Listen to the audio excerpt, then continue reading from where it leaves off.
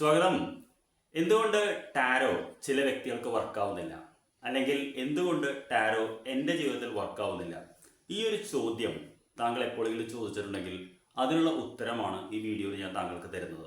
അപ്പോൾ ഈ വീഡിയോ അവസാനം വരെ കണ്ടാൽ എന്തുകൊണ്ടാണ് ചില വ്യക്തികളുടെ ജീവിതത്തിൽ ടാരോ വർക്കാവാത്തത്, അല്ലെങ്കിൽ നമ്മുടെ ജീവിതത്തിൽ തന്നെ ചില കാര്യങ്ങളിൽ എന്താണ് ടാരോ വർക്കാവാത്തത് എന്ന് താങ്കൾക്ക് മനസ്സിലാക്കാൻ പറ്റും.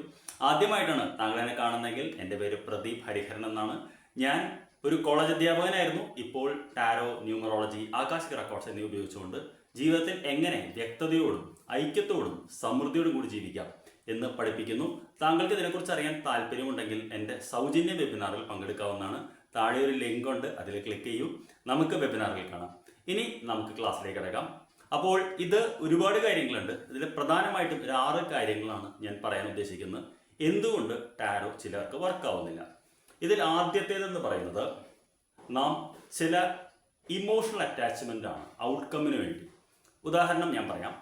എൻ്റെ അടുത്ത് വന്ന ഒരു ഒരു വനിതയായിരുന്നു. അവരുടെ ഭർത്താവുമായിട്ട് അവർ കുറച്ചൊരു പിണക്കത്തിലാണുള്ളത്. അപ്പോൾ ഇവരെൻ്റെ അടുത്ത് വന്നത് ഭർത്താവുമായിട്ട് എങ്ങനെയാണ്, റീയൂണിയൻ നടക്കുമോ? റീയൂണിയൻ എന്ന് പറയാൻ അത്ര വലിയ പ്രശ്നങ്ങളൊന്നുമില്ല, പക്ഷെ ഭർത്താവ് കുറച്ച് പിണങ്ങിയിരിക്കുകയാണ്. അദ്ദേഹം വിദേശത്താണ്, ഇവർ നാട്ടിലാണുള്ളത്. കോണ്ടാക്ട് ചെയ്യുന്നു, ബ്ലോക്കൊന്നും ചെയ്തിട്ടില്ല. അപ്പോൾ ഞാനിങ്ങനെ റീഡ് ചെയ്യാനായിട്ട് കാർഡുകൾ എടുത്ത് വെച്ച് ഇങ്ങനെ നോക്കിക്കൊണ്ടിരിക്കുകയാണ്. അപ്പോൾ ഇവരെന്നോട് പറയണമെന്ന്, സാറേ റീയൂണിയൻ നടക്കുമെന്ന് പറയണേ. അപ്പോൾ ഞാൻ പറഞ്ഞു, ഞാൻ നോക്കിക്കൊണ്ടിരിക്കുകയാണ്, ഇതിൽ കാർഡിൽ കാണുന്നല്ലേ നമുക്ക് പറയാൻ പറ്റുള്ളൂ. അല്ല സാർ, റീയൂണിയൻ നടക്കുമെന്ന് പറയണേ. അതായത് ഈ വ്യക്തി റീയൂണിയൻ എന്നല്ലാതെ മറ്റൊരു വാക്കോടെ ആക്സെപ്റ്റ് ചെയ്യാൻ തയ്യാറല്ല. അതായത് ആ വ്യക്തി ടാരോയിലേക്ക് വരുന്നത് ഞാൻ എന്താണോ ആഗ്രഹിക്കുന്നത് അത് നടക്കണമെന്ന് പറഞ്ഞിട്ടാണ്. അല്ലാതെ ഇതാണ് ഇപ്പോൾ നമ്മൾ പറയാണ് എന്ന് നോക്കിയിട്ട് ഇതാണ് ഭർത്താവിൻ്റെ മാനസികാവസ്ഥ, ഇങ്ങനെ ചില മാറ്റങ്ങൾ വരുത്തിയാൽ മാത്രമേ ഇദ്ദേഹത്തിന് നഗരത്തേക്ക് തിരിച്ചു വരുള്ളൂ എന്ന് നമ്മൾ ഒരു മാർഗനിർദ്ദേശം നേടുകയാണെങ്കിൽ നമുക്ക് അതിനനുസരിച്ച് വഴിമാറാം. ഉദാഹരണത്തിന് നമ്മൾ ഒരു സ്ഥലത്തേക്ക് യാത്ര ചെയ്യുന്നു. നമ്മൾ വേണമെങ്കിൽ നമുക്ക് ഡ്രൈവ് ചെയ്ത് പോവാം, ബസ്സിൽ കയറി പോവാം. ചിലപ്പോൾ നമ്മൾ ഗൂഗിൾ മാപ്പ് ഉപയോഗിച്ച് പോകാറുണ്ട്. ഗൂഗിൾ മാപ്പ് ഉപയോഗിച്ച് നമ്മൾ പോകുന്നു. ഒരു സ്ഥലത്ത് റോഡ് ബ്ലോക്കാണ്. നമ്മളൊരു വണ്ടി ഡൈവേർട്ട് ചെയ്യാൻ പറയുന്നു. നമ്മൾ പറയുന്നു ഇല്ലില്ല, ഈ വഴിക്ക് മാത്രമേ ഞാൻ പോകുള്ളൂ എന്ന് പറഞ്ഞാൽ നടക്കുമോ? ടാരോ എന്ന് പറയുന്നത് എപ്പോഴും നമ്മൾ മാർഗനിർദ്ദേശം നേടുന്നൊരു ടൂളാണ്. അത് നമുക്ക് മുൻകൂട്ടി ചില കാര്യങ്ങൾ കാണാനും മനസ്സിലാക്കാനും അതിനനുസരിച്ച് നമുക്ക് മാറാനും വേണ്ടിയിട്ടുള്ള ടൂളാണ്. അല്ലാതെ നമ്മൾ ആഗ്രഹിക്കുന്നത് നേടണം എന്ന് പറയുന്ന ഒരു വരം തരുന്ന ഒരു സംഭവമല്ല ടാരോ എന്നുള്ളതാണ് നമ്മൾ ആദ്യം മനസ്സിലാക്കേണ്ടത്. രണ്ടാമത്തത് എന്ന് പറയുന്നത്, ഒരേ കാര്യത്തിന് വേണ്ടി വീണ്ടും വീണ്ടും വായിക്കുക എന്നുള്ളതാണ്. ഉദാഹരണത്തിന് ഒരു വ്യക്തി രാവിലെ എഴുന്നേറ്റിട്ട് ചോദിക്കുകയാണ്, എനിക്ക് എപ്പോൾ ജോലി കിട്ടും? ഒന്നതിലെ ചോദ്യം തന്നെ തെറ്റാണ്. നമ്മൾ എന്ത് ചെയ്യണം എനിക്ക് ജോലി കിട്ടാമെന്നാണ് ചോദിക്കേണ്ടത്. എൻ്റെ എനർജി എത്രയാണ്, എൻ്റെ ക്വാളിഫിക്കേഷൻ എങ്ങനെയാണെന്നാണ്. ഇതേ ചോദ്യം വീണ്ടും വീണ്ടും വീണ്ടും ഒരു വർഷം ചോദിച്ചുകൊണ്ട് ആ വ്യക്തിക്ക് ജോലി കിട്ടാൻ പോകുന്നില്ല. എപ്പോഴും നമ്മൾ വിശ്വസിക്കുന്നത് എംപവേർഡ് ആയിട്ടുള്ള ആക്ഷൻ വേണം.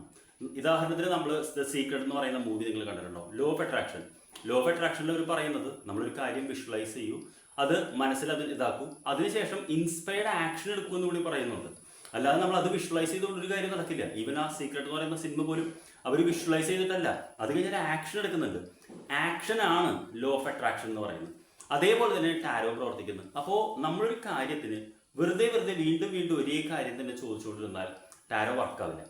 കാര്യം എന്നാൽ നമ്മളൊരു കാര്യം മനസ്സിലാക്കി അതിനനുസരിച്ച് നമുക്ക് ഡയറക്ഷൻ, മാർഗനിർദ്ദേശം നേടിയാലാണ് ടാരോ വർക്കാവുന്നത്.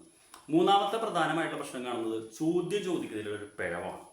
അതായത് നമ്മൾ ടാരോട് ചോദ്യം ചോദിക്കുമ്പോൾ അതിന് ചില രീതികളുണ്ട്. ഉദാഹരണത്തിന് എൻ്റെ അടുത്തൊരു അമ്മ വന്ന് പറഞ്ഞു, മകളുടെ വിവാഹം നടക്കുന്നില്ല, കുറേ നാളായി നോക്കുന്നു, എന്തുകൊണ്ടാണ് വിവാഹം നടക്കാത്തത്?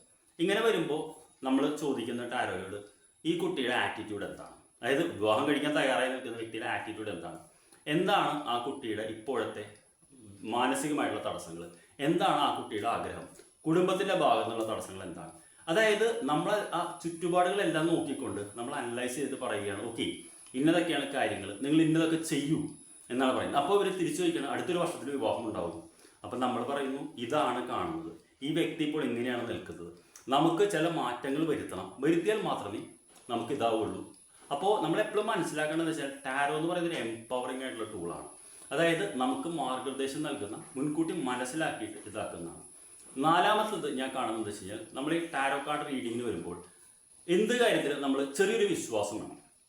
അത് അന്ധവിശ്വാസമല്ല, ആ വിശ്വാസത്തോടു കൂടി സമീപിക്കുമ്പോഴാണ് നമുക്ക് ആ റിസൾട്ട് കിട്ടുന്നത്. നമ്മളൊരു ഡോക്ടറെ കാണാൻ പോകുന്നു, നമ്മുടെ മനസ്സിൽ പറയാണ് ഇയാൾക്കൊന്നും ഒരു കാര്യമില്ല, എന്ന് പറഞ്ഞ് നമ്മൾ പോയി കഴിഞ്ഞാൽ ഈ മരുന്നൊന്നും കഴിച്ചിട്ട് കാര്യമില്ല. നമുക്ക് എന്ത് പറ്റും? ആ മരുന്ന് ഇഫക്റ്റ് ആവില്ല. നിങ്ങൾ പല റിസർച്ച് നോക്കിയാൽ അറിയാൻ പറ്റും. പ്ലസീബോ എഫക്റ്റ് എന്ന് പറയുന്ന ഒരു പുസ്തകം തന്നെയുണ്ട്. അതായത് ഒരു റിസർച്ചിന് വേണ്ടി 2 ഗ്രൂപ്പ് ആളുകൾ തിരിച്ചു. അതിലൊരു ഗ്രൂപ്പിലെ ആളുകൾക്ക് വെറും പഞ്ചസാര മിഠായി തന്നിട്ട് പറഞ്ഞു ഇത് ഗുളികയാണ്, ഇത് ഇന്ന അസുഖം മാറ്റും. മറ്റു വ്യക്തികൾക്ക് പറഞ്ഞു, ശരിക്കുള്ള ഗുളിക കൊടുത്തിട്ട് പറഞ്ഞു ഇത് പഞ്ചസാര മിഠായിയാണ്, നിങ്ങൾ വെറുതെ കഴിച്ചോളൂ എന്ന് പറഞ്ഞു. ആ റിസൾട്ടിൽ വന്നത് സാധാരണ പഞ്ചസാര മിഠായി കഴിച്ച് ഈ അസുഖം മാറുമെന്ന് പറഞ്ഞ ആളുകൾ അത് വിശ്വസിക്കുകയും വലിയ രീതിയിൽ അവർക്ക് അസുഖങ്ങൾ മാറി എന്നാണ് പറയുന്നത്. നമുക്ക് ഗൂഗിളിൽ നോക്കാം പ്ലസീബോ എഫക്റ്റ് എന്ന് പറയുന്നത്. അതായത് വിശ്വാസം, ചില കാര്യങ്ങളിൽ നമ്മൾ ഫെയ്ത്ത്, ബിലീഫ്, അതിലാണ് എല്ലാം തുടങ്ങുന്നത്. 5ാമത്തെന്ന് പറയുന്നത് ഈ ടാരോ കാർഡ് ഡെക്കുമായിട്ട് കണക്ട് ചെയ്യാനുള്ളതാണ്. ഉദാഹരണത്തിന് ഇപ്പോൾ ടാരോ വായിക്കുന്നവർ തന്നെ എത്രത്തോളം നമ്മൾ അതിനോട് കണക്റ്റഡ് ആണെന്ന് അറിയില്ല. ശരിക്കും ടാരോ ഡെക്ക് എന്ന് പറയുന്നത് നമ്മുടെ എക്സ്റ്റൻഷൻ ഓഫ് നമ്മളൊരു ടൂളാണ്. അതുമായിട്ട് നമുക്കൊരു താതാത്മ്യം പ്രാപിച്ച് അത് നമ്മൾ സ്നേഹിച്ച് നമ്മളെപ്പോഴും യൂണിവേഴ്സിനോടാണ് ചോദ്യം ചോദിക്കുന്നത്. നിങ്ങൾ എപ്പോഴും ഓർക്കണം, ഒരു ടാരോ റീഡർ എന്ന് പറയുന്ന ഒരു ചാനൽ മാത്രമാണ്. ചാനൽ എന്ന് പറയുന്നത് ഇപ്പോൾ നമുക്കറിയാമല്ലോ, പണ്ട് കാലത്ത് റേഡിയോയ്ക്ക് ഒരു ആന്റണി ഉണ്ടാവും. അതേപോലെയാണ് ഒരു ടാരോ റീഡർ എന്ന് പറയുന്നത്. അദ്ദേഹത്തിന് ഒരു ദിവ്യത്വവുമില്ല. യൂണിവേഴ്സിനോട് നമ്മൾ ചോദിക്കുന്നു, യൂണിവേഴ്സ് നമുക്കത് കാണിച്ചു തരുന്നു. കാണിച്ചു തന്നാൽ മാത്രമേ നമുക്കത് പറഞ്ഞു കൊടുക്കാൻ പറ്റുള്ളൂ. എപ്പോഴും നമ്മൾ ഓർക്കണം, എല്ലായ്പ്പോഴും എല്ലാ കാര്യങ്ങളും യൂണിവേഴ്സ് കാണിച്ചു തരണമെന്നില്ല. അങ്ങനെയാണെങ്കിൽ നമുക്ക് ഈ ലോകത്തെ പല പ്രശ്നങ്ങളും മുൻകൂട്ടി തടയാമായിരുന്നു. ചില കാര്യങ്ങൾ യൂണിവേഴ്സ് കാണിച്ചു തരില്ല. അതെന്തുകൊണ്ടാണെന്ന് വെച്ച് കഴിഞ്ഞാൽ അതിലൂടെ നമ്മൾ കടന്നുപോയി ആ പാഠം ഉൾക്കൊള്ളണം എന്നുള്ളത് കൊണ്ട് തന്നെയാണ്.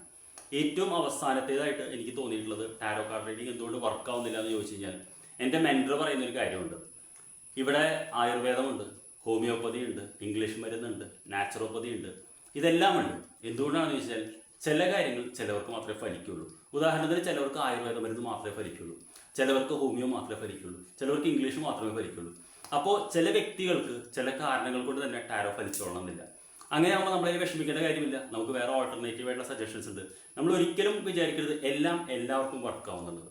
അപ്പോൾ ഞാൻ പറഞ്ഞു വരുന്നതാണ്, പ്രധാനമായിട്ടും ടാരോ എന്തുകൊണ്ട് വർക്ക് ആവുന്നില്ല ചോദിച്ചാൽ, ഒരിക്കലും റിസൾട്ടിനോട് ഇമോഷണലി അറ്റാച്ച്മെന്റ് പാടില്ല.